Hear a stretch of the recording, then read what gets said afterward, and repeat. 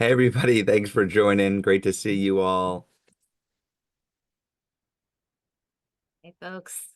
Appreciate everybody coming in, letting us know where you're coming from. We got a couple thousand people already on. We're going to get started in about 3 minutes. Sorry, we're coming in for a crash landing on these, as we always do. There's a lot going on. We have tons of questions that have come in.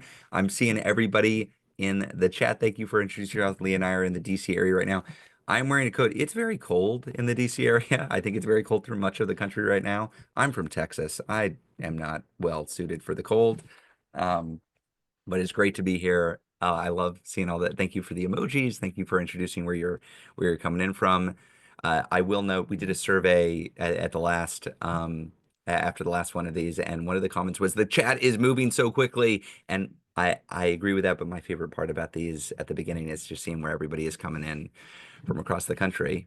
Um, it is, I just think, such a healthy reminder that you're not alone. We're not alone. There's a nationwide movement of folks who are organizing right now to fight back. That's why we're all here.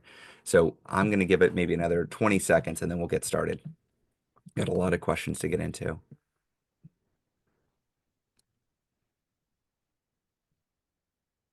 Massachusetts and Georgia and Connecticut and Wisconsin and California. It's just going to keep coming. I wanted to keep coming. I want everybody to see everybody there. But we've got so many questions. I do want to get into the questions. I don't want to leave folks off. So why don't we start briefly?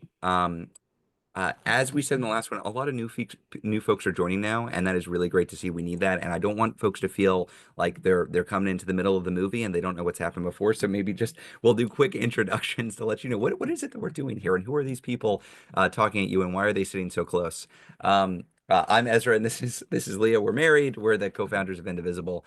I just want to say we're here very simply to fight back against these fascists, these clowns who are taking control of the administration and Congress. We're working wherever we are with the power that we've got to fracture the MAGA coalition, to help Democrats find their spines, to stop everything that we can stop, to stall things that we can't stop. And ultimately, where we're headed is to retake power for the majority of people who don't like what's going on, who feel scared, who feel under attack, who feel betrayed. That's what we're doing. Indivisible, we're part of what we do is we analyze and we comment on the events of the day, but we don't fundamentally exist to consume political content. That's not why we're here. We absorb political content so we can take action. Our bias is towards action. So I hope you find some of the things that we're discussing today informative and interesting, but that is in service of you leaving here to do something in your own community. That's what we're all doing. Um, we like to keep this kind of messy and lowercase d democratic. This is real. This isn't staged. You have submitted a lot of questions ahead of time. We're going to take questions organically. That's as it should be. We are all trying to lead this movement and build it up from wherever we are, and we want to offer our authentic takes. We want to authentically build with you. We don't want to just give you canned talking points and lines that you could see anywhere else. That's not what this is. We try to make this a little bit of a special place.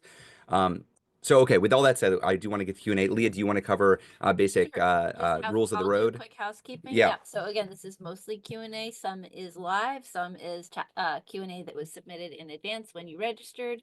We're going to try and cover a lot of topics here. This will be recorded and sent out to everyone who registered. So if you want to watch it again, share it with your friends, you can do that. We will post links in the chat as we go. All of the links that we post in the chat, we are also going to send out in the follow-up email. So if you miss it in the chat, you will get it again. The chat, in terms of the chat box, as Ezra noted, the chat box goes really fast. I'm just gonna say spaces where there's a lot of people who are processing stuff that is incredibly hard, incredibly scary, incredibly traumatic can get really hard. This is a space that we are going to ask you to keep constructive. We are a nationwide movement. We treat each other with respect, even when we disagree about strategy or tactics. That is foundational to our ability to organize together and to build power. So we'll all try and keep it constructive and supportive. I'm seeing some notes. There is Maddo on here because she had a great segment last night that we're gonna play in a bit. Um, will you tell me in the chat, do you just see Maddo or do you see us as well? Because we'll show Maddo in a sec. You see both, Both. you see Okay, great. both. You should. So eventually we're gonna have it just show You know what us, we're doing. but we'll get there in a sec. Um, just a note with what Leah said earlier.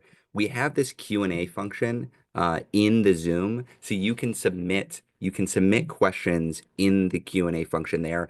If you put it in the chat, it's moving so quickly, it's hard for us to see. And the way that we're going to move through questions is we got some questions ahead of time. We'll bounce back in between those questions and the ones that you're sending in ahead of time as quickly as we can, and we'll get to what we can do. I do want to reflect back to y'all. Every one of these chats we've been following up the next day with just a review. Here's the recording, here's the transcript, and then also a survey to ask you questions about something that we're wrestling with. And the last one we asked you about, it's congressional recess. If you have members of Congress who are not showing up, what are some creative ideas of ways that you can make your voice heard, or put pressure on them? And I want to reflect back some good ideas that came in. One was protests and picketing at Tesla locations. And funny enough, y'all wrote that back over the weekend. Literally the day afterwards, we released a toolkit, which included a whole set of recommendations for how you can show up at Tesla dealerships. I think this is a great protest method. What we know about Elon Musk is he's really the weak link in the MAGA coalition chain. And as much as we can force them to own how unpopular Elon is, the better. And also, it wouldn't hurt to make people second guess whether they should be going to a Tesla dealership in this moment. Some folks talked about boycotting businesses linked to GOP enablers, which I really like. We've heard a lot about a shadow cabinet idea. I've heard this from Timothy Snyder. It's come in the questions a lot. And I do think this is something that we need to dig into a little bit more. I would be curious. We're going to take a look at the chat after this. I'd be curious for those who are interested in the shadow cabinet idea, if there are folks that you all are thinking of, folks on your mind who are like, that would be a great person to be the shadow secretary of agriculture, the shadow secretary of state, or the shadow attorney general. If there are people who are probably current elected officials, would be my guess is who make sense, but that you think, God, they need to be in front of cameras every day, and we need them out there, and let's just rally around them. I'm just seeing Jasmine Crockett, Pete Buttigieg for transportation, I would guess, or you could be for something else too. Pritzker gave an incredible speech. AOC, AOC, Murphy, amazing, yeah. I'm going to throw out Maxwell Max Frost, Frost. who's been great. All right, it's going too fast now. So here's the thing, we can capture this chat afterwards, and I'm gonna capture it, and we're gonna look through and see the ideas that you're pulling out. This isn't the formal survey that we'll do, but I wanted to kind of get a feel for who's floating in the top of your list out there. And one of the great things about Indivisible being a national operation is we can then tell these folks, hey, you were getting a lot of love in our chat last night. Just wanted to make sure that you knew that there are folks interested in you taking on this role. Okay. So well, one other Do the thing that video? I do want to do the video in a sec, but one other thing that I wanted to point out, a lot of folks wrote in about creative stunts and satire. I think it is so important to use satire. Satire against fascists it's just an incredible tactic. Fascists like to be viewed as strong, as threatening. They don't want to be viewed as ridiculous. We have a whole resource on laughtivism. Leah wrote, I believe, your grad school thesis on Otpor, which is the Serbian anti-Milosevic movement that leaned heavily in on ridicule and laughtivism to take down that authoritarian. There is method to laughtivism. There are ways that people do this that are effective. I think it's a really important tool in our tool belt, and it's fun to do. So thank you for responding to that. I'm going to flag there's going to be another survey after this. Tomorrow we'll send an email following up, and I'm particularly interested to hear about your all experience with the congressional recess that we're in right now. We have 1 week of congressional recess where House members are back home. I don't know if y'all are seeing your members of Congress actually hold town halls. And so we're going to try to get a sense from you all. Have you seen your member of Congress hold public events where you are, or are there ones coming up? And if so, we're going to ask just basic information, which state you're in, which district you're in, and tell us about the event. But that'll help us to create a list, and we'll be able to then send that in to members of Congress and say, hey, we got word that your constituents aren't seeing you hold town halls. We want to see you do that. So please, if you got 2 minutes, fill out the survey. That'll help us gather information and apply that. Look out for the email tomorrow. Okay, with that, we are going to turn it over to Rachel Maddow right before we go to questions, but I'm just going to say a couple things. We normally start these with some intro about the news of the week. And there has been a ton of news this week. We've had Trump sending immigrants to Guantanamo. We've had RFK, I just read, delaying meetings on vaccines for Lyme disease and for COVID. Uh, Musk cutting funding for 9/11 survivors. I mean, the kind of thing that is morally atrocious and politically, I can't even begin to comprehend what's going on there. For me, it's the Trump speech where he blames Ukraine for starting the war when Ukraine was invaded in Russia, which is drawing so much ridicule, so much criticism from across the ecosystem, deservedly so. So, I mean, the basic story of the last week is the fire hose continues. It continues. But Leah, you have a great line here that I'm going to steal real quick, which is there is something very ugly happening in this country right now, but there is also something very beautiful happening. That the energy on the ground that we are seeing is palpable. It is palpable. So this week, like I mentioned, this is congressional recess week, and there have been hundreds of events all over the country of normal everyday people showing up at town halls, showing up at congressional offices, showing up at Tesla dealerships, which we love. There were events also all over the country in every state capital for the 50-51 protests on Monday. Leah spoke at the Spoke in DC. DC rally there. Yesterday, Wednesday, there were dozens of cities hosting protests with federal workers in solidarity of the workers who have been fired and the services that are impacted by that.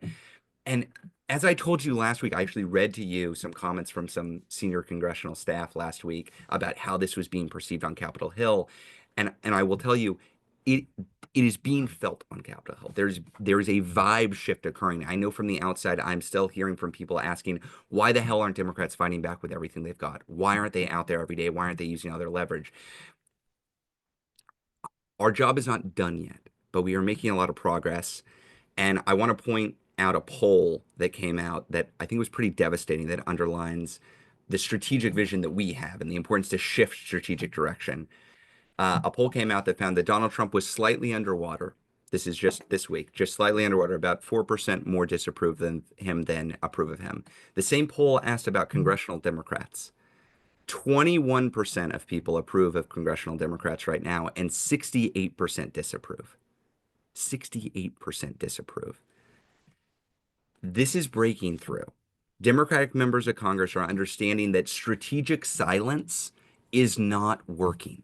It is not working. They're beginning to understand that voting for Trump's nominees, lending votes to MAGA bills, playing up bipartisanship and compromise in the face of this fascist takeover, it's not getting us anywhere.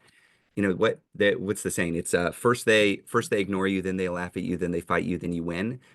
They're not ignoring or laughing at us anymore. That's not what they're doing. They're either fighting back or they're actively trying to figure out, okay, how do we shift strategies? And that's healthy. I want to be clear. That is healthy. That is how a healthy party should respond to overwhelming disappointment and demonstrated ineffectiveness of a strategy. We need to rally the population to convince them that fighting back does indeed have popular support. You all, everybody on this call, you are on the vanguard of that rally. That's what we are doing. We are building a unified opposition to take on the feckless, sadists, cowards that make up the Republican Party.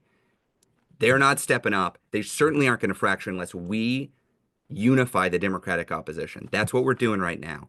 And we're going to hold them to actually representing us. And so I was kind of having a rallying cry there. Lee and I wrote an op-ed for The Nation that posted on Monday, and Rachel Maddow very nicely covered it. So I'm going to have her actually say the rallying cry here. Let's see if we can play that. Jules, is it possible to play that short clip? This is about 2 minutes long. And this is from a piece posted at The Nation tonight by the founders of Indivisible. We've talked to these founders on this show before. We've focused a lot on their organizing activities. They're a big grassroots national organizing group that has seen a record number of new chapters form in these last 4 weeks, turning out people to make calls and show up at congressional and Senate offices to protest, to demand town halls from their elected representatives, to attend those town halls, to pressure Democrats to fight harder and more quickly and more comprehensively against what Trump is doing, to try to persuade and shame Republicans into standing up against Trump at all. At The Nation, the Indivisible co-founders wrote today that Democratic members of Congress and senators should start pushing harder, specifically against the Republicans they serve with. Quote, break the norms around congressional collegiality. It's typically considered rude for one member of Congress to confront another in public, but these aren't typical times. The complicity of congressional Republicans in the trashing of our democracy cries out for the kind of loud and frequent confrontation that will cause members of the Washington Post editorial board to clutch their pearls. For those Republicans who refuse to face their constituents, Democrats should travel to their districts or states in order to publicize the real costs of MAGA appeasement to working families in those places. Quote, get creative and give protesters and activists a morally righteous conflict to rally around. Every time one of us, a family member, a community organizer, a representative, a senator, takes a step forward in this fight, 1,000 pairs of eyes watch and learn.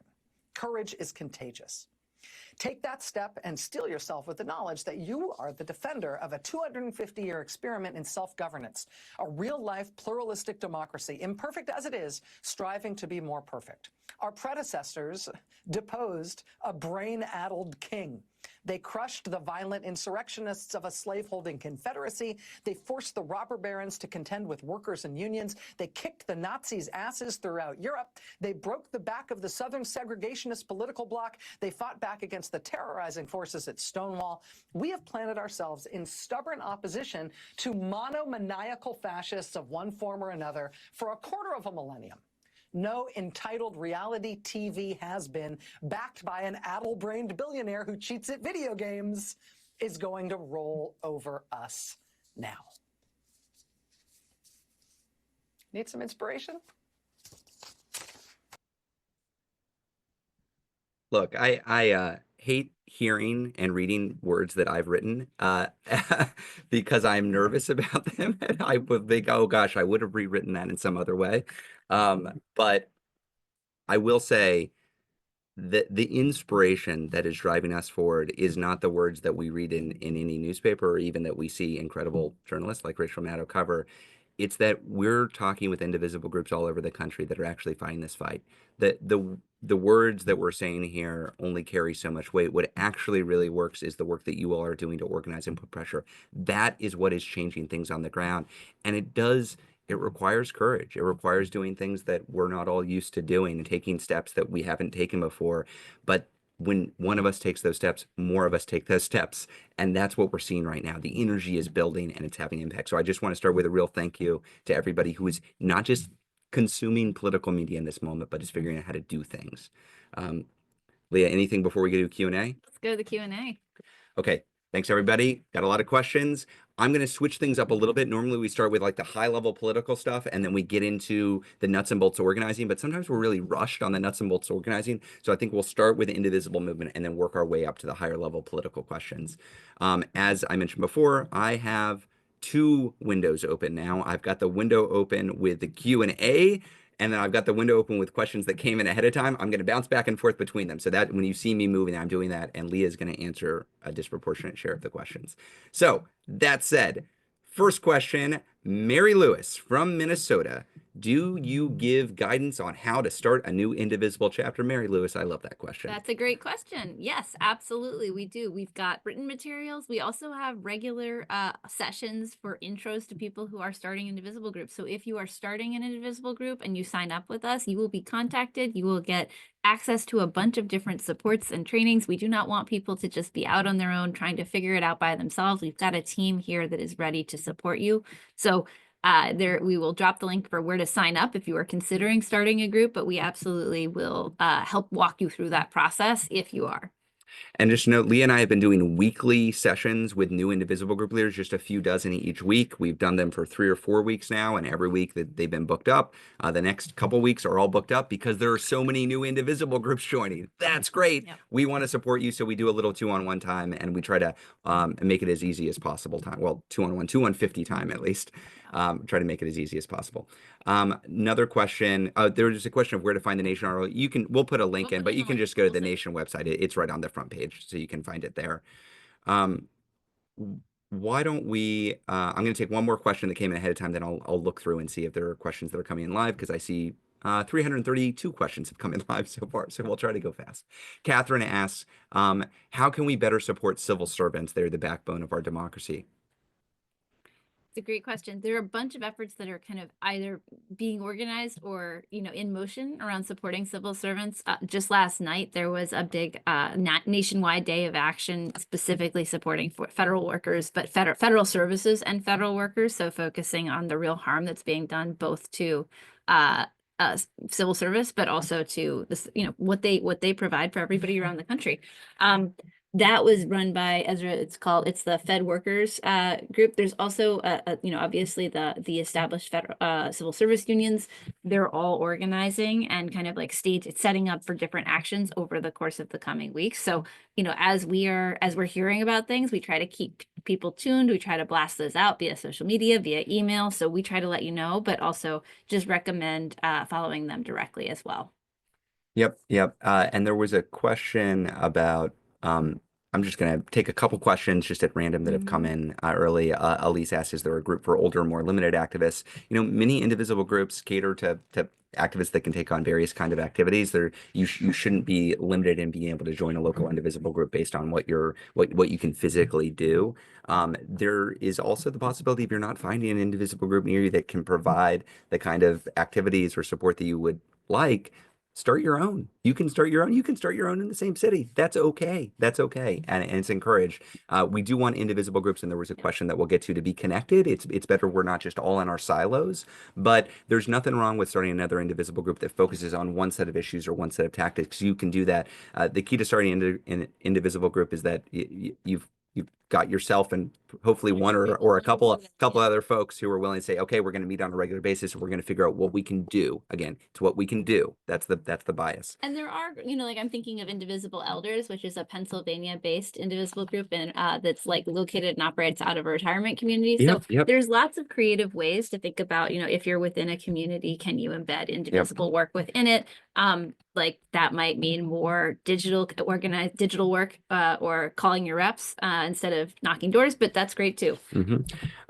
We got a question both ahead of time, and I'm seeing Diane ask, is there a central listing to see if there's one near me, presumably an indivisible group? There is. If you go to the indivisible.org website, you can find a map. We recently did a whole census of the indivisible groups leading into inauguration, which means we went through with our organizers who are all around the country to identify and make sure that everybody on that map, all the indivisible groups on the map, are indeed active indivisible groups who are meeting and who you can join.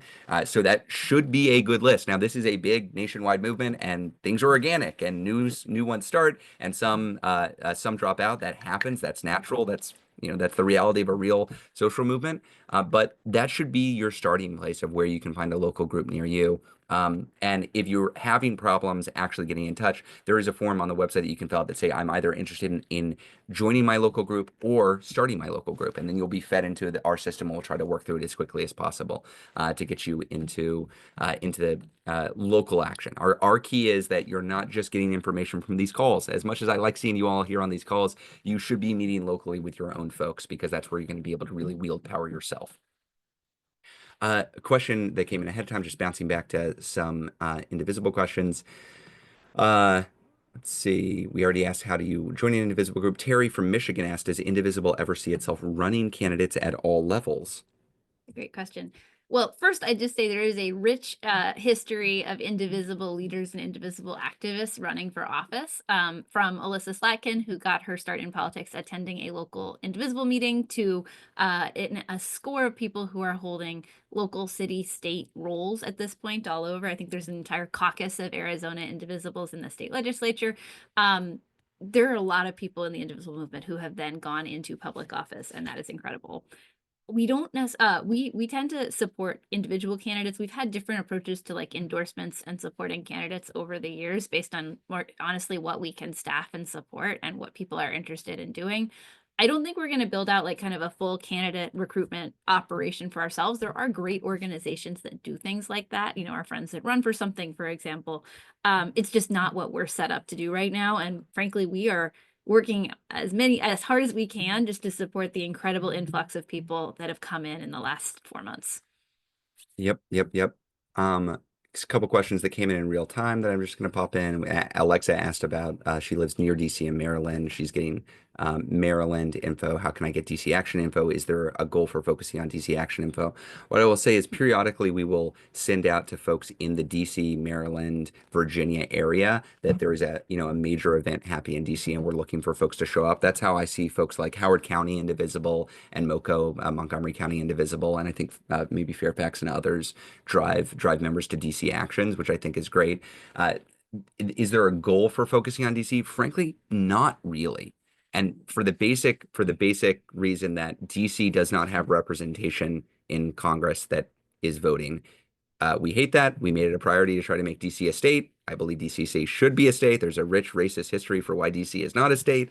And also, that is the reality that we live in right now. We think the most power you have living in Maryland is focusing on your senators and your representative. That's where you're going to be able to wield the most power. But from time to time, there are going to be national DC-based events that we're going to want to build for, and Indivisible will support them. Like, for instance, the 50-51 that Leah spoke at earlier. And I do just want to add right now, especially in times when things are really fluid, sometimes like a big rally in DC can actually make a real impact That's on right. how electeds, how press, how various elite stakeholders are thinking about what is happening and whether they're kind of complacent or freaked out about what is happening.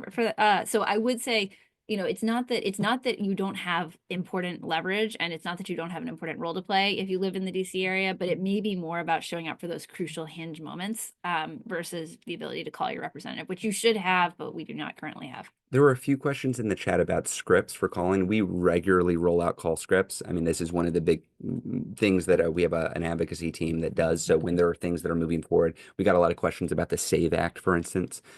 We will both give an explainer of what it is and have a tool to connect you to a member of Congress and have the call script right in front of you.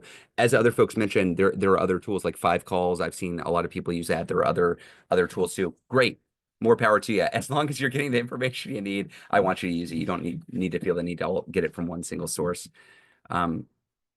Another question that came in ahead of time was asking how. Now I scrolled by it and I missed it. There was somebody who asked. Kathy, you said some say that we just need to give them enough rope to hang themselves. What say you? And I think this hits on like a key strategic assessment that I would say that we have. Frankly, I'm worried that we give them enough rope to hang themselves, they're also going to hang us, which I mean metaphorically. But and also possibly not. What we know is that most of the time, most people in this country are not paying attention to politics. You all here, I commend you. You are on the forefront. You are in the vanguard. You are concerned about what is happening in our democracy, and you're spending a Thursday afternoon talking to us about what you can do to fight back. For the vast majority of people, they form their opinions about politics not because they're consuming the news 24/7, but they look for others to figure out, well, how big of a deal is this? Do I need to be really concerned or not? And I do think there is some advice out there that says, look, Trump is only mildly unpopular now. He's not deeply unpopular. Eventually, he's going to do things that are naturally going to make him unpopular among the public. And as that happens, and as he gets more unpopular, that's when we pounce. But we should be quiet until then. And there is an honest disagreement, an honest strategic disagreement that we have with that point of view, because I just don't believe that folks are naturally going to come to the opinion that Donald Trump and Elon Musk are waging a coup right now, that they are engaging the country in a constitutional crisis. The way people are going to come to that understanding is they're going to look around and they're going to ask, well, what is my elected official saying? What is my senator saying? Are there protests in the street? Are there people making this point to me? And if we want Donald Trump's approval rating to be 25%, we got to make Donald Trump's approval 25%. If we want to shame Republicans for enabling and empowering Elon Musk, the richest man in the world, to come after their Social Security check, we got to make that point out there. I do not buy that public opinion is like the weather and it just moves, it comes in, and it goes out naturally. It is not immutable. It can be shaped. But what that means is you need leadership. You need to actually say, okay, we're at point A. We want to get to point B. We could wait until people are naturally at point B and then show up there for the party, or we can bring people to point B. We are on the side of bringing people to point B. We want everybody to understand the crisis that we're in so that those that are prolonging the crisis are scared away from prolonging it. That is our point of view. And I'll just be upfront. Not everybody agrees with it, but that is Indivisible's point of view. I will just add, I think there's a strategic argument here about like, how do you actually build majority public opinion? And then there's also just like a very real moral and like practical argument, which is they are doing an enormous amount of harm in the meantime, right? And, you know, pushing back on everything cannot stop everything, but it does sometimes stop something. And if you're simply as the opposition party, deciding that you're going to be muted when stuff like the birthright citizenship order comes down, you're both making it harder to win and to stop those things, and you are failing to set yourself up to make the strongest possible argument. So it's moral and it's strategic that we got to fight back. Yep. Mary Ellen, I'm trying to do a lot more questions that came in live because sometimes we don't get them as much. So I'm going to try to get through as much as possible. Mary Ellen asks, is a local coordinator going to send out statewide lists of town hall meetings or Zoom meetings? Otherwise, how do we find out about them? Congressional offices are not much help. Here's the interesting thing about a congressional office, especially if you have got a Democratic member, but really not only. You can call up a congressional office and say, hey, I'm a constituent. When is the next public event that my congresswoman or congressman is holding? Simple question. It should be public. It should be public and they should tell you. Now, if they're not communicating with you, this is the real value of belonging to a local group. Like, look, I love Indivisible National. I hope you sign up for our email list. I hope you come to these calls, but we're not going to be able to have the local expertise that your local group or your statewide coordinating structure. There are about 26 or so Indivisible statewide coordinating structures that those folks who are volunteers who are helping to run those operations are keeping an eye on members of Congress or helping coordinate other Indivisible groups. You should plug in locally. No national organization, as great as Indivisible is going to solve all of the local communications challenges for you. This is being done by thousands of folks who are dedicated to waging this fight on the ground, and you should get connected with them. There's no replacement for that. Leah, anything on that? I just want to add, because I've definitely seen a trend of people saying in the chat that they're having trouble getting their Republican representative to agree to show up to a town meeting or to give them a schedule or to tell them when their next town hall meeting is. And it is definitely the case that in the last 4 years, particularly since COVID, a lot of people kind of stopped having town hall meetings during COVID. And then they were like, oh, we just can't have them again for safety reasons or something. I mean, and just because there are some real safety concerns, but a lot of times there's also people who are saying, who are saying, oh, I can't possibly have a town hall. And the reason is they actually don't want to get yelled at. Now, one thing that I will say is if you've got a rep, you say you've got a swing district Republican who seems to never be willing to appear in public, that is incredibly frustrating. And you should be doing everything you can to get them in public, on the record, weighing in all this stuff. But if they're not appearing in public, they're also cutting off a really important source of power and the source of reaching people for their own reelection, right? So think about it in those two terms. So even if they are responding to you by like hiding all of the time, they're damaging their own reelection chances by doing that. So don't think of it just as like we're not able to get them, but think about it as like we've actually forced them to make a decision that makes it harder to get reelected. That's right. I would also fill the gap. That is a leadership vacuum locally. They are not taking up space. And I saw in the chat a couple of people were talking about empty chair town halls. We have a whole resource on empty chair town halls.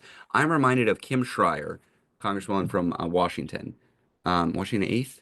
Washington 8th. Washington 8th, running against Dave Reichert. In the district. Oh, wow, good memory. I know it's been. I really didn't like that guy. He was refusing to hold town halls. This is a bad Republican in a swing district. This is back in 2017, 2018. Refused to hold town halls. So the Indivisible group there held an empty chair town hall where there was literally an empty chair representing Dave Reichert. Got a lot of press.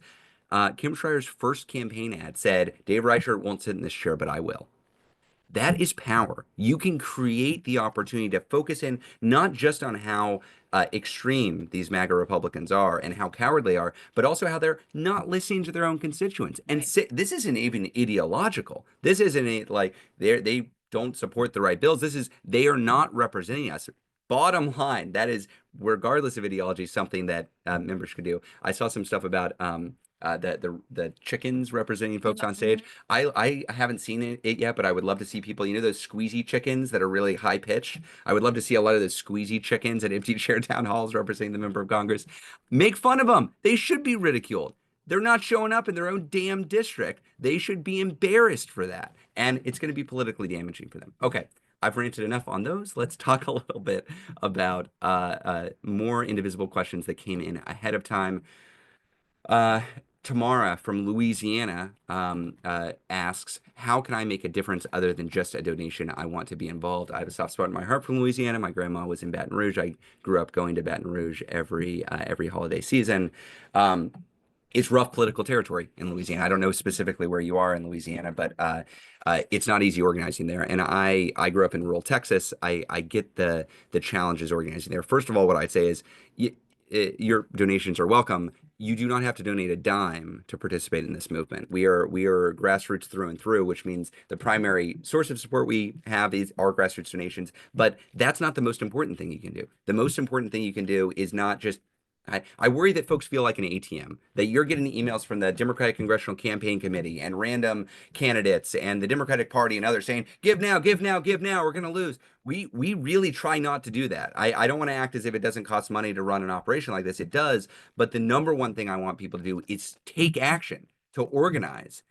So that means what is the thing you can do in Louisiana? Look, it's the same thing you can do in Boston. It's the same thing you can do in San Francisco. It's the same thing that you can do in Montana. You can organize locally with your folks. There are Metairie Indivisible. I've been out to visit Metairie Indivisible in Louisiana. Great group down there. There are lots of local groups, whether it's Indivisible or others, that are trying to build power. Louisiana isn't a MAGA state. It's not a Republican state. It's a non-voting state. The things that Donald Trump is doing right now are incredibly damaging for the people of Louisiana. There are a set of people who did not vote or even who voted for Donald Trump who are not benefiting from this agenda and who do not support it. How are they going to learn about that? How are they going to learn about that? They're going to learn about it if you organize with fellow Louisianans to tell them, hey, whatever your politics, we don't agree with this. But nobody else is going to do that if you're not raising your hand and doing it yourself. Unfortunately, it takes more work than donating. It does. It takes something more valuable, your time and your energy. But donating is not going to solve the problems we have now. And I say that, and the folks who help us raise money for the operation are going to not like that I said that. But I'm telling you, donations are not the path out of this. That is a thing that you can do. But the path out of this is all of us doing our part. Sorry, Leah. Do you want to push back on me? Leah's going to say you should donate to us. I'm not. I did not say that. But I am going to say that we've only got 20 minutes left to the hour. And Oh, yeah. Some folks have to go then. So let's try and talk strategy as well. Okay, let's move on to strategy. Okay, so the next section of questions we got were on political leadership and accountability. Yeah. This is a good specific question that I think we should talk about. Francis from California asked, are Democrats unifying to fight the budget reconciliation process? What's the plan?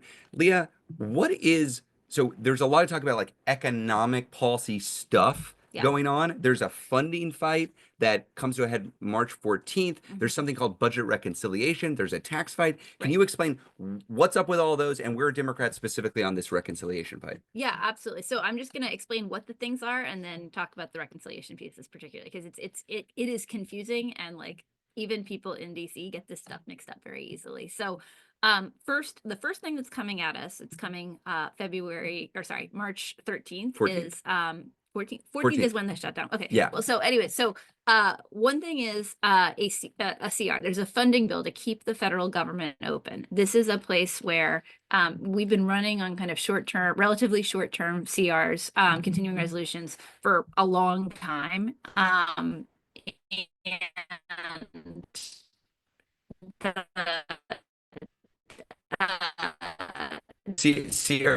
so a short-term fund. Both houses have to pass a funding bill to keep the government open. So that's one thing that is coming up relatively soon. That is relevant because this is a moment where Democrats have leverage. They are going to, while Republicans have a trifecta, their party is such a mess that they regularly need Democratic votes in order to pass a continued funding bill to keep the government open. Democrats should be demanding as part of that ironclad conditions that ensure that what they pass in that funding bill is actually respected, which it is not currently being, right? Donald Trump and Elon Musk have been very clear that they are just going to ignore whatever allocations Congress is making decisions around and simply spend money the way that they wish to spend money. Yep. The thing I will say on this is, I'll just be real. We're trying to be real with y'all. The Democrats are not unified on a strategy on the funding fight yet. There's not unification there. And the reason why they're not unified is because they are concerned that Democrats will be blamed for a shutdown. I want to be clear. Republicans have the House, the Senate, the presidency. If the government shuts down, it's on them. Yeah. It is on them, 100%. What we would like to see Democrats unify behind is what Leah just said, which is we want ironclad conditions for if we give you more money, you are actually going to spend this money the way Congress said you were going to spend this money. You're not going to let the richest man in the world decide who are the winners and who are the losers.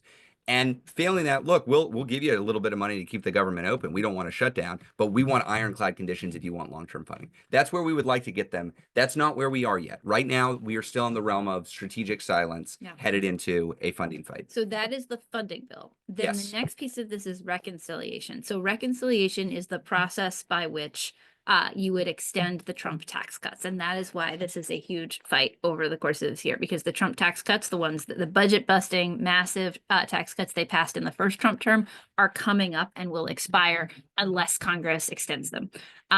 This is a fight that is going to take quite a bit of time, but it is starting right now because Republicans are beginning the first stage of this process, which is passing a budget resolution. That's kind of like the high level top line outline of what is going to happen through this process. They then move to the actual legislation. At each of these stages, it's going to be really, really crucial for us collectively to be clear about what is happening. This is a massive transfer of wealth from regular people to very, very wealthy people. It is an attempt to give billionaires and corporations huge, huge tax giveaways funded by a tax on programs like Medicaid and SNAP and education. It is incredibly, it is just a classic demonstration that Republicans are working for the rich and not the rest of us. Now, Democrats are saying that they are united, and that is great. That is super important. We are going to need to have the entire Democratic caucus united here. So we want to consistently reinforce to them that we want them all to stand united to oppose Republican tax giveaways. If we hold them united, that will really force Republicans to fight each other. And that is where we want to be. Yeah, I have a high degree of optimism that Democrats will be united on the reconciliation package, in part because the Republicans are so incredibly far away from popular opinion on what they're trying to do. They're trying to cut taxes for billionaires in order to cut your Medicaid, in order to cut your Social Security, in order to cut your Medicare, in order to cut your services that are quite popular. People don't want that. And I'm confident in basically every Senate Democrat other than Fetterman, who's more of a wild card. We'll see if he's with us on that. But I think there's general alignment there. And that's an opportunity. We should cheer them on for being unified. We should give them credit for being unified and waging that fight. And also, we shouldn't give them a pass on the funding fight, which is coming up over the course of the next month. We should be trying to unify around that as well. There was a question that came in live here from Vicky. Should we contact Schumer and Jeffries about unifying Dems? And the answer is you should really only contact Schumer or Jeffries if you are represented by Schumer or Jeffries, Schumer being the Senate minority leader and Jeffries being the House minority leader. So if you happen to live in New York, you can contact Schumer. If you happen to live in Jeffries' district, you can contact Jeffries. But I think it is a mistake to believe that constituent pressure on its own is going to move a Schumer or Jeffries. Their constituency, while they have the people who vote for them directly, their constituency is really their Democratic caucus. So if they're taking action that you don't particularly like, or they're not taking action that you would like them to take, that's probably because they're hearing from members of their own caucus, rank and file Democrats on the Senate side or the House side, who aren't asking them to take that action or who are holding them back. So this is why we always come back to we should all be organizing locally and focusing on our members, because if we all do our part, the rank and file members will come with us and Schumer and Jeffries will help organize that. Now, there's pressure on Schumer and Jeffries that also needs to happen, but I don't think people's best, it's most efficient for folks to spend their time calling the leadership. You should focus on your own members. More strategy questions and political conditions questions. Shifra from Connecticut says, Chris Murphy recently said that we are, quote unquote, within months of damage to our democracy being irreversible. Please comment. Well, no easy questions there.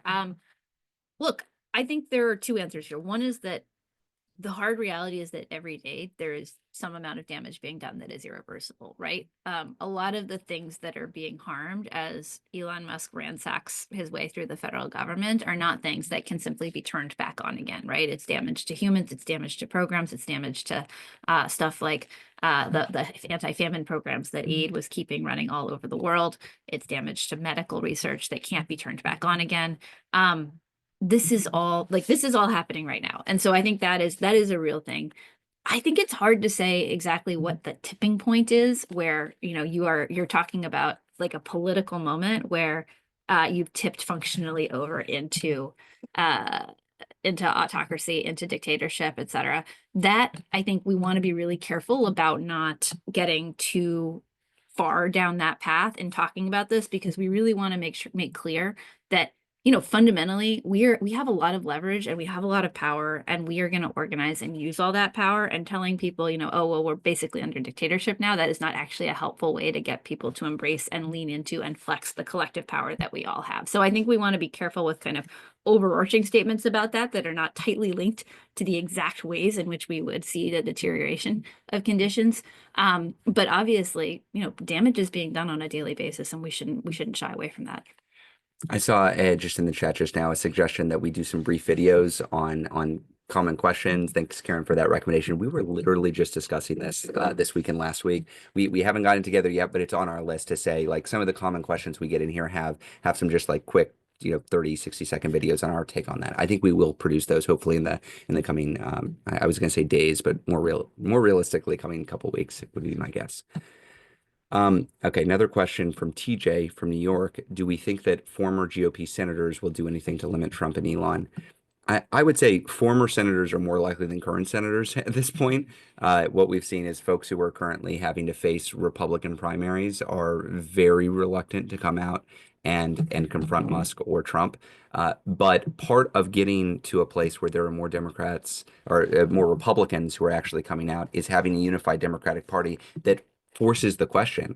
We had a close call on Pete Hegseth. JD Vance had to come down and break the tie on Pete Hegseth. That's because there was unified Democratic opposition, which allowed us to pull off enough Republicans where we came within one vote. Tom Tillis was supposed to vote with us. He is arguably the most vulnerable Senate Republican in the country, up for re-election next year. He was supposed to vote with us. Trump threatened to primary him. He got scared and he voted for Pete Hegseth. That is why Pete Hegseth is now Secretary of Defense instead of a has-been.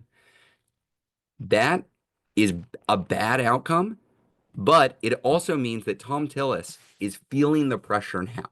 He understands that his popularity is taking a nosedive. He is being aligned with the extremists, and he's less likely to win re-election next year. It is healthy in a democracy for somebody like that to take a bad vote and then feel more vulnerable by virtue of taking a bad vote. What is unhealthy for a democracy is when they just don't give a crap, when they just ignore public opinion and they rule like a dictator. So if we want Republicans to squirm, if we want them to feel pressure, we need unified Democratic opposition to begin with. And I'm happy to say Patel, I mean, we faced a similar situation on Patel. At least there was unified Democratic opposition. At least there was unified Democratic opposition there. That is good, and we should celebrate them for that. That's not been true on every nomination. Bless you. Okay, more questions on high-level strategy and the political situation. There are a few here. Stephen asked in Washington, can gerrymandering and other voter suppression tactics be halted and reversed? If so, how? The fact of the matter is we don't have control of the House, the Senate, or the presidency. We can't pass legislation. This was Indivisible's top priority in 21 and 22. We tried to pass a democracy bill. Those former Democrats, former senators, Kirsten Gillibrand and Joe Manchin killed the bill, prevented us from ending gerrymandering. So we are living in the world that Gillibrand and Manchin made us live in now. Worth noting that every single Republican also voted against it. But so right now, we have the districts we've got. We've got the voter suppression that exists out there, and we should be using the legal means that we have, but I wouldn't expect massive changes on that front. Can Congress be, this is Sue from California, can Congress be held accountable for neglecting to hold their authority to control government expenditures? And I just want to take this opportunity to crap on congressional Republicans again. It is not about ideology here. Look, I don't agree with these congressional Republicans on just about any social or economic policy, but my God, have some self-respect for your own damn institution. This is your Congress. You are the majority in the House. You are the majority in the Senate, and you are letting this wacko in the White House who's unelected just steamroll you and take your power away from you. Like, it is, you always think you're going to find a low with these guys, and they're mostly guys. They're not all guys. They're mostly guys. And yet the Republicans just keep on digging. They are just so bereft of any ounce of credibility, any ounce of integrity. And so are there legal options? Not directly. We can't take we can't take a Mitch McConnell to court. We can't take a John Thune to court for refusing to actually uphold his end of the bargain in the Constitution and maintaining the powers detailed in Article 1 of the Constitution. But what we can do is we can take them out of the majority. I mean, that's what we can do as voters, and we can make their lives hell for the next year and a half when they try to legislate and try to back up Trump. That's really what's in our power to do. Okay, good question from Kitty. This actually stems off of an earlier conversation that we were having about budget reconciliation and the funding fight. And I know this is concerns that people have. Kitty from Illinois asks, a government shutdown would be terrible for many people. Absolutely true. Should we push our Dem representatives that far? I'm just going to say one thing that I said earlier. If the government shuts down, it is because the Republicans wanted the government to shut down. Full stop. Full stop. There is no world in which the Republicans would say, okay, we can't agree on exactly what we want, but we're going to keep the government open, and then keep on debating. There's no world in which they say that and Democrats say, no, we're shutting it down anyway. Not going to happen. That is something that you might read about in the New York Times. It's something that you might read about in some mainstream news organizations that, oh, are the Democrats going to shut down? It's bullshit. I'm sorry. The Republicans are in charge. They have the House, the Senate, and the presidency. Anybody that says, even ask the questions, are Democrats going to shut it down? They're living on another planet. I'm sorry. So we have to be really strong on this because the Republicans, if there is a shutdown, they will 1,000% go into overdrive with their propaganda operation, blaming Democrats for this. And we gotta be able to say the sky is blue.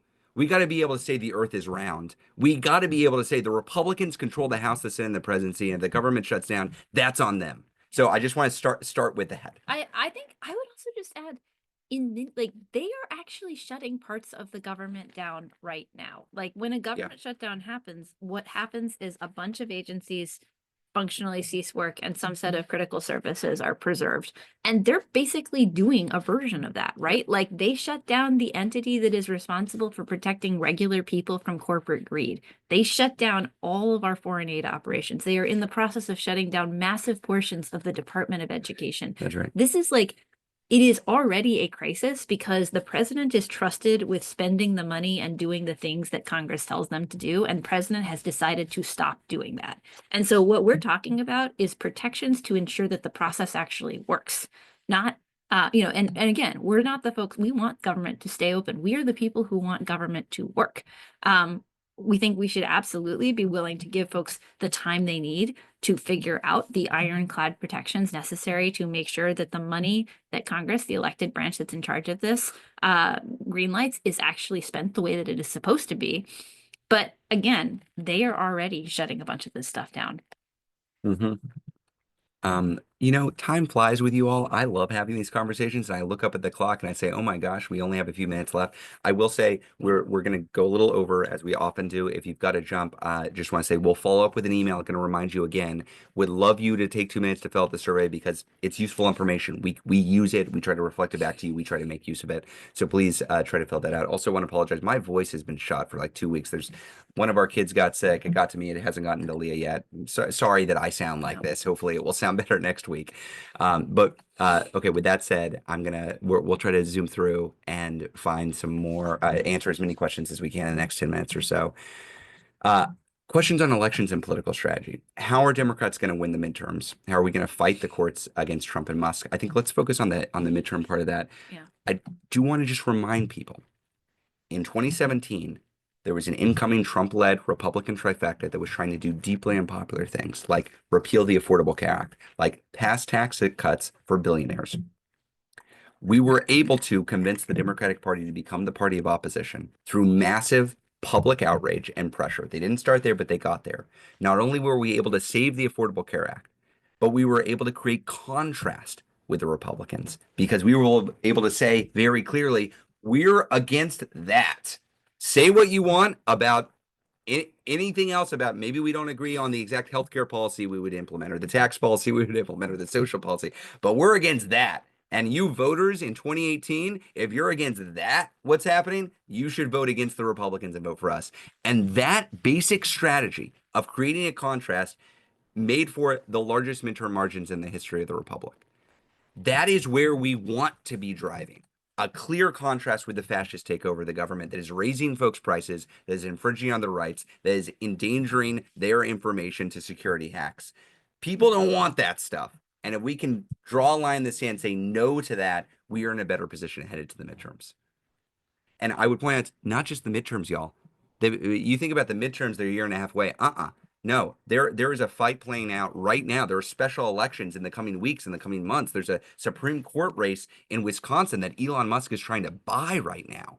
Right. We have a fight in front of us, not in 2026. It's right now. Sorry, I just kind of went off on that. Well, I'll step back for the next questions. Okay.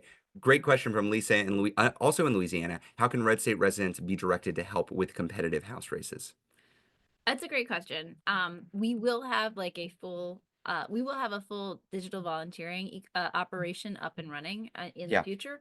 Right now, I would just say the big and important thing to be doing in places where there's a competitive House race is accountability work, right? Advocacy and accountability, because the votes that people are taking now are the votes that they will be defending in November of next year. The more that they are defined by those votes in advance, the more that they have to like squirm away from them over the next year and a half and be kind of visibly uncomfortable within their own districts. All of that builds the environment that we see headed into November of next year. So really like dedicated accountability work on the ground is honestly what is needed. And so I hear you. I understand you want to be like directly involved right now, but I would just trust that there are folks in all of those districts. We know them. There's a huge bunch of indivisibles on the ground in all of the competitive House districts who are actively doing that accountability and advocacy work. We know them. You know, we've got a lot of questions on direct action, mass mobilization, and resistance, and so I think this is a good bucket of questions to try to close out on. Yeah. I'm going to just take a few of these in series. And so Phil, for instance, asked, are we planning an economic boycott that increases periodically? And I've seen talk about like the blackout, I believe February 28th. I've seen making the rounds. I've seen people asking, are we going to do any kind of like national boycott or national economic pressure? That's come up a lot. Leah, you've thought a lot about this. Yeah, so I guess what I would say on this is I think I've seen a bunch of those different efforts kind of spring up organically, and I think that's awesome. There's the one on the 28th. I've heard about that from multiple Indivisible groups. That is a totally positive thing to participate in. It's not where our focus is right now, because we are really trying to have like a relatively, a focus on the things that we can organizationally pull off and that are unique to us. What I would say in general on boycotts is that if you're going to do a boycott, you really want to go into it with a strategy about how you're going to make it hurt for a sustained period of time for a specific actor who could do something different in relation to that pressure. And I think this is one of the challenges that we're facing right now in terms of figuring out how and where would you get a boycott off the ground that's like enough power to consistently make it hurt. Now, we're already seeing stuff about how Tesla is suffering for its association with Elon Musk. I know there are folks who are on the call who have talked about, who've already been part of protests at Tesla dealerships protesting Musk's behavior. There's definitely there's work and thinking about all of this that's going on. We're not in a place to kind of say this is the thing to go in on an economic boycott right now, but it's absolutely the kind of tool that we need to explore going forward. So related to this, although separate from economic, we got Bernadette from Massachusetts saying, beyond normal organizing efforts, we need to respond with greater force and mobilize more to take action. We got Yolanda from California asking, curious why there are no huge mass mobilizations. And Barb from Iowa was asking, can you organize a coordinated national weekly gathering at state capitals, county courthouses, or city halls, et cetera? So I do think I'm seeing bubbling out there like a demand for like, wait, when are we going big? When are we going? Like, this needs to be bigger. How are we going bigger? Do you want to comment on this? Yeah. So the first thing I'd say is stay tuned. Like we got are some stuff talking with a bunch of folks about kind of what might make sense when. I do want to shout out the 5051 folks. I know that there are some organizers from the 5051 movement on this call right now, people who have been staging these rallies and protests in all around the country over the last couple of months and who've been a really important hub for bringing in new people who are activated right now. Shout out to folks who went to the marches over the weekend, et cetera. So there is definitely, there's pieces of that happening already and being driven by the grassroots.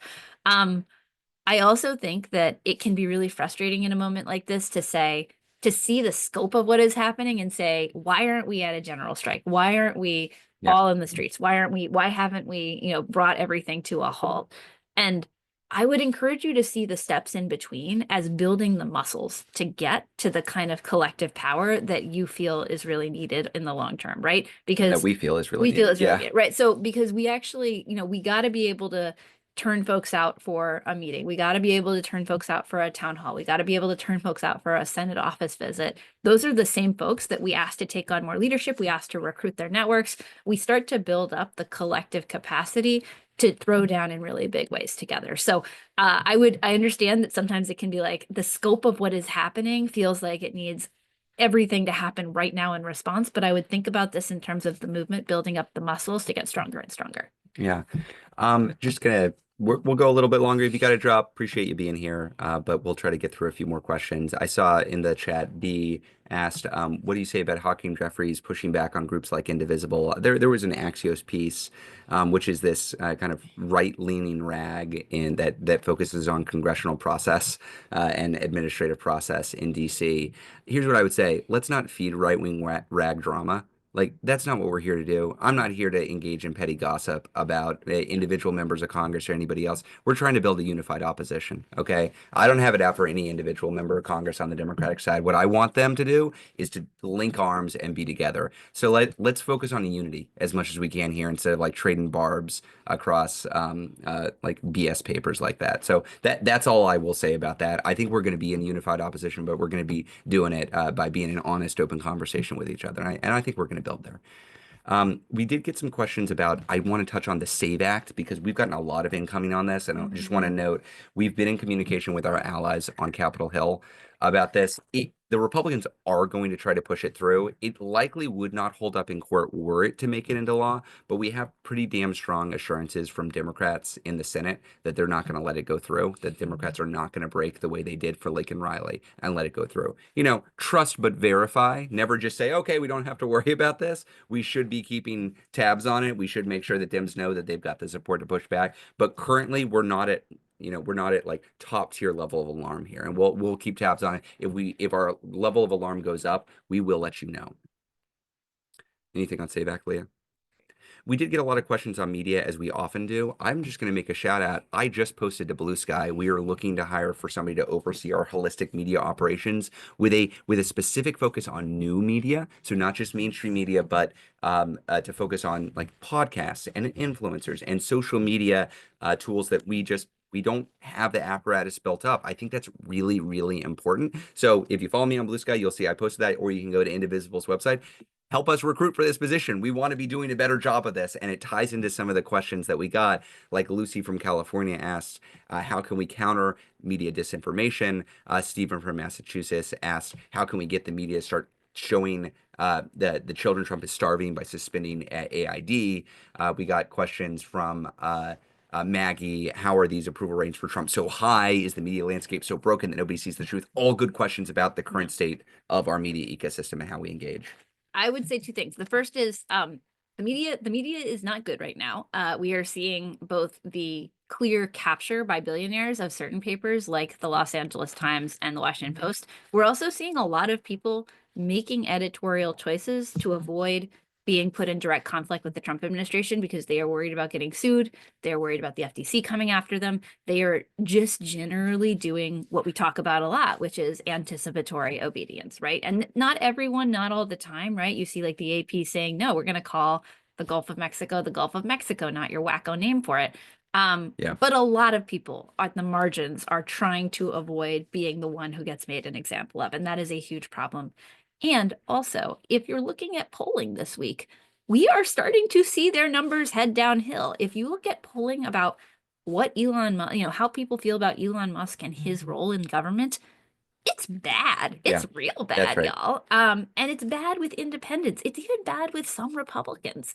People don't like the idea that the richest man in the world has taken control of the federal treasury and is personally deciding which programs you depend on he's going to turn off. They don't like the idea that he is cutting benefits for 9/11 survivors or for air traffic controllers, right?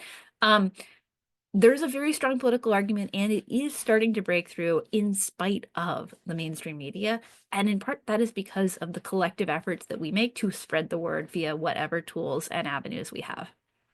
That's right. So we're 6 after. We've kept you longer than we said we would. We're here every Thursday, y'all. I mean, there's a lot of good take up. I feel like these are good conversations. They help us.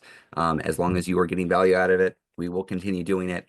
I will note we got lots of responses to the last survey. You're going to get something in your inbox tomorrow with more information. Please let us know what you're seeing in your own community, because then we can take that and then pass it off to members of Congress and say, hey, here's what we're seeing. So next Thursday, 3 p.m. Eastern time, submit your questions. I've promised this for a couple weeks, but just know we are having conversations internally about how to improve the question system, because we are able to answer roughly 1% of the questions that come in, and I would like to do more and more. We're also talking about increasing the number and variety of these that we do. So if you're an Indivisible group leader, we'll be looking to set up more places for you to join as a group leader, because the things that you're wrestling with are related to but separate from the questions we're getting from everybody else. I just want to end and say, I don't want to sugarcoat things. This is a really tough time. There's a lot of damaging stuff going on. Trump and Musk are really turning on the fire hose. It is frightening, as we wrote in the Nation article, and I am so inspired by folks who are newly getting involved in this work and seeing how frightening it is. And instead of falling back into a safety zone, they're doing something that is hard and new and scary themselves. That is what it's going to take. We are building a movement right now. What you are seeing here is the creation of a movement against a fascist takeover of the government. And we are proud to be part of this with you. If there are things that we can do that would be more helpful to you, we want to do them. If there are things that are helpful, we want that feedback. We don't have all the answers. We know that, but we're dedicated to doing everything we can to support what you all are doing on the ground. So thank you for being here with us. Please keep on building, keep on doing your work on the ground, and we'll see you next week. Thanks, y'all.